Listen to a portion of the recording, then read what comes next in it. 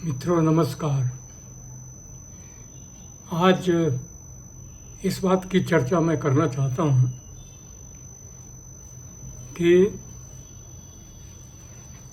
आज के समस्या के समय मोदी जी क्यों फेल हो रहे हैं।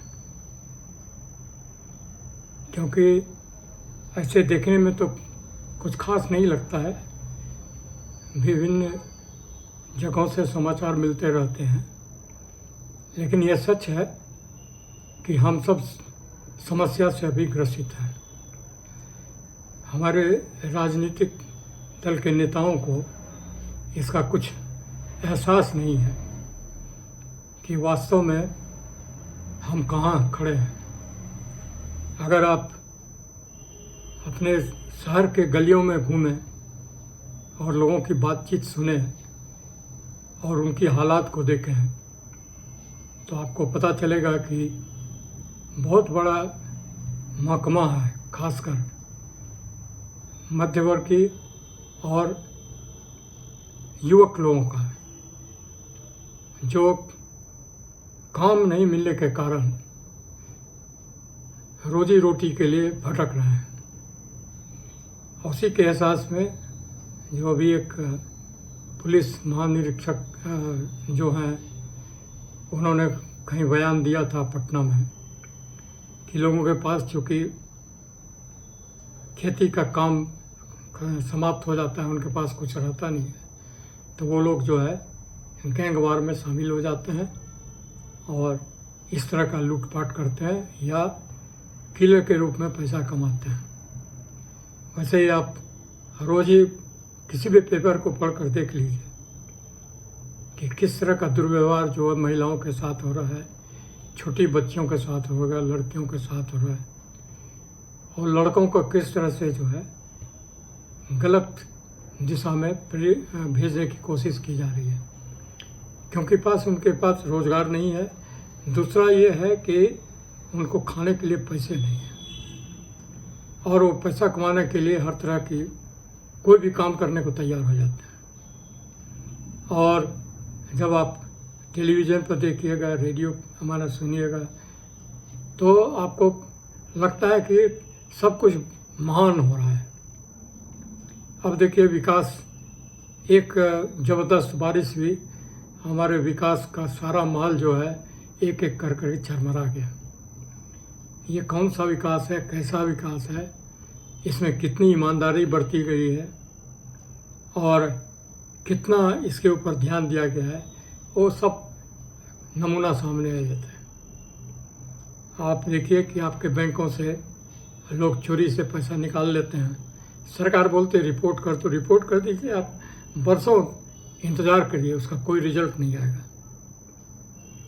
तो जैसे यही सरकारी व्यवस्था है। अगर मोटा मोटी सोचिए तो आज फिर हम उसी स्थिति में हैं जैसा बहुत पहले थे कि आपको अपनी रक्षा खुद करनी है, अपने लिए नौकरी खुद खोजना है, अपनी कमाई खुद करनी है, आपको कोई अवसर नहीं मिलेगा।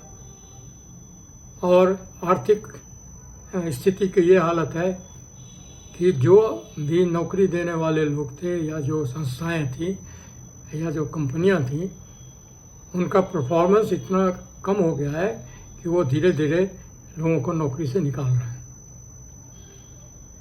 और जो सरकारी नौकरियां निकलती हैं उसका क्या होता है, उसका कोई आंकड़ा नहीं है। आपको कोई पता नहीं कि उसमें कितने को नौकरी मिली, नहीं मिली, और सिर्फ जो है एडवर्टीजमेंट निकलता रहता है, लोग देखते रहते हैं। और हमको सचमुच में जो है नवयुवक जिनको नौकरी नहीं, वो भागते रहते हैं, डंडे भी खाते हैं, लाठियाँ भी खाते हैं, घूस भी देते हैं, उनसे पैसा भी ले लिया जाता है, पर नौकरी नहीं मिलती। इसलिए व्यावहारिक रूप में यही है कि सब कुछ बहुत बढ़िया है, डिजिटलाइज्ड है, आपने प्रचार प्रसार खूब करके रखा हुआ है, लेकिन जब आप के इसमें जाते हैं तो आपको पता नहीं चलता है कि क्या हो रहा है। अब मैं बताता हूँ कि इस साल का आईटी रिटर्न मैंने 4 बार भरा है। लेकिन जब उसको मैं वेरिफिकेशन के लिए डालता हूँ तो वहाँ से कुछ कंप्लेन आ जाता है। पता नहीं ये क्या सिस्टम है। उसको मैंने एलिमिनेट किया, लेकिन फिर दोबारा जब जाता हूँ तो फिर वही आ जाता है। तो ये कैसा सिस्टम है? क्या ये जानबूझ के किया गया है कि आप डिले होता रहे? और इसलिए भी नहीं एक्सेप्ट होता है क्योंकि तुरंत सरकार को पैसा देना होगा, वो रिफंड करना होगा, और शायद सरकार के पास पैसा नहीं है। तो ये सारी जो है मजबूरियां हैं सरकार की, और उससे ये परीक्षा मेरे इतने साल के अनुभवों के बाद मैंने यही देखा कि जब जब वास्तव में समस्या आर्थिक होती है तो सारे सिस्टम जो है बेकार सिद्ध होने लगता है। और किसी का यूपीआई पेमेंट फेल कर जाता है, अब उसको नया नंबर लेना है, फिर नया यूपीआई ऐप लगाना है, क्योंकि आदत तो बिगड़ गई है। और आदत बिगड़ी क्या है? बैंक में जाइए तो वहाँ तो छुट्टियाँ ही छुट्टियाँ रहती हैं, कहाँ आप जाएंगे बैंक में। एटीएम में जाइए तो ठीक है, वो पैसा आपको मिल जाएगा, लेकिन कोई भरोसा नहीं कि आप उसमें भी लूट जाएं। इन सारी स्थितियों को देखते हुए बस एक ही होता है कि मोदी जी एक्चुअली फेल कर रहे हैं, ये उसे स्वीकार नहीं करेंगे। वो सारे दुनिया का दौरा कर रहे हैं, हर देश में जा रहे हैं, वहाँ पता नहीं क्या बात करते हैं, क्या एग्रीमेंट करते हैं। अभी तक तो कोई इन्वेस्टमेंट आया नहीं।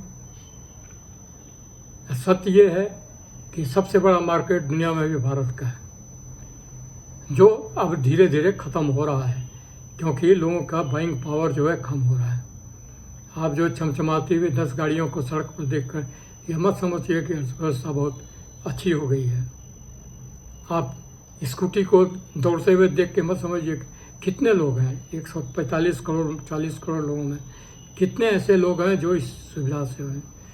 आप उसी तरफ दूसरी तरफ देखिए, बस में जो छत पर लोग बैठ के जा रहे हैं, भीड़ बढ़ी हुई है।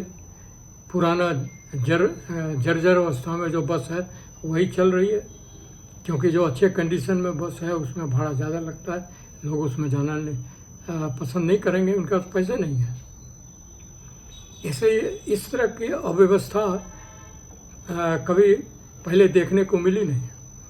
मैं किसी विशेष राज्य के बारे में बात नहीं करता हूँ, लेकिन कमोबेश यही हालत हर राज्य में है, चाहे वो जितना अपना जो है प्रचार प्रसार करते रहें।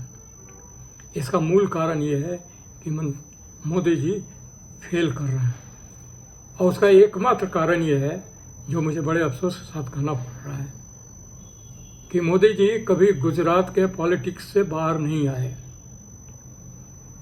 11 साल से प्रधानमंत्री हैं, लेकिन उनका सबसे पहला सोच गुजरात है, जहाँ की हादसे पर हादसे हो रहे हैं।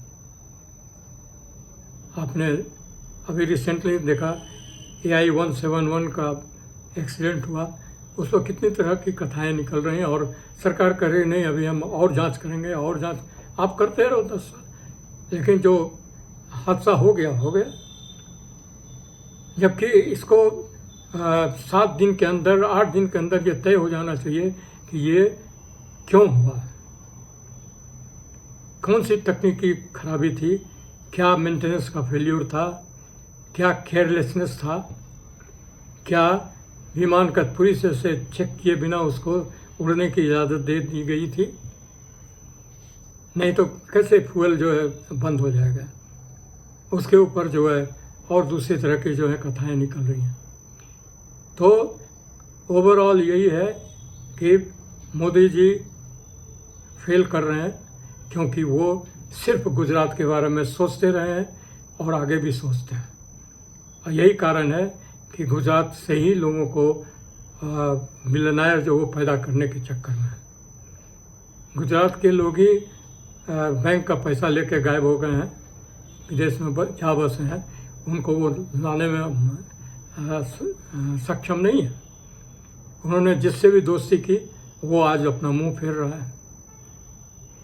चीन का बहुत सारा सामान, हमारा पूरे अर्थव्यवस्था या प्रोडक्टिविटी हमारी जो है ज़्यादातर चीन के आइटम पर ही निर्भर करती है। उसके साथ भी हमारा कुछ न कुछ डिफरेंसेस होता रहता है। मंत्री जा कर के घूमते रहते हैं, बातें करते रहते हैं, वो कुछ कर नहीं सकते। इसका एकमात्र कारण है कि एक सोच में एक संकीर्णता है। देश के बारे में कोई नहीं सोच रहा है, कभी कभी यहाँ वहाँ की खबरें डाल देता है। लेकिन यदि देश को बचाना है, अभी भी अवसर है। शायद मेरे ख्याल से यह सबसे अच्छा अवसर है। मोदी जी, आप ये ध्यान दीजिए कि आंतरिक जो है स्किल, आंतरिक रिसोर्स, आंतरिक अंदर का इंडस्ट्री कैसे डेवलप किया जाएगा। अगर आप अंदर की अर्थव्यवस्था को सुधारने में लग जाएं, इंडस्ट्री को उन्नत करने में लग जाएं, प्रोडक्शन बढ़ाने के लिए प्रयास करने में लग जाएं, तो यहाँ के जो लोग हैं, जो पढ़े लिखे हैं, बड़े स्किल्ड हैं, दूसरी दुनिया में कमाल करते हैं, वही लोग आकर के इस देश को आगे बढ़ा सकते हैं।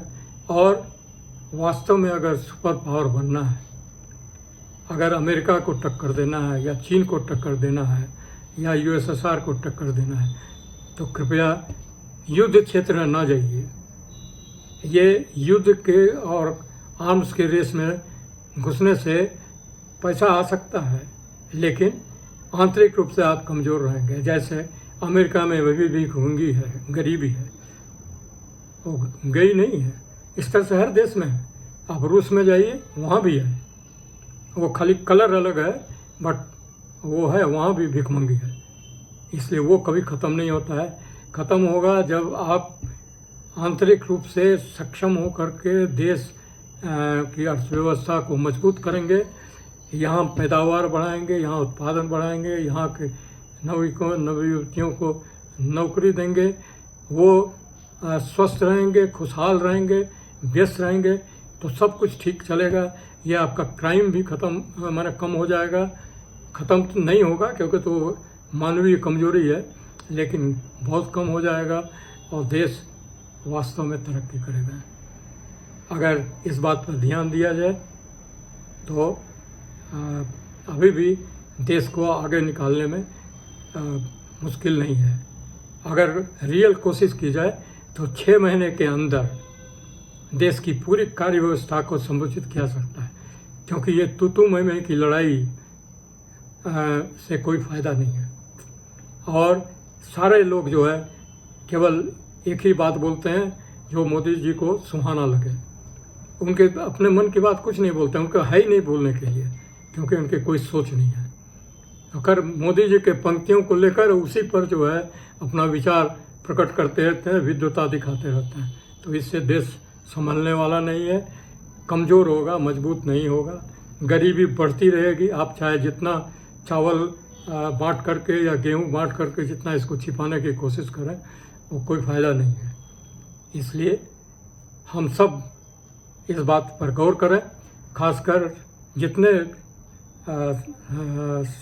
सिटीजन्स हैं, उनको कोशिश करनी चाहिए कि लोगों को इस बारे में सूचित करें, क्योंकि सरकार अपना सूचना जो है एकदम सीमित कर रखी है, सिर्फ अपने तक केंद्रित रखती है, और इसलिए लोग भटके हुए हैं, लोगों को कुछ समझ में नहीं आ रहा है।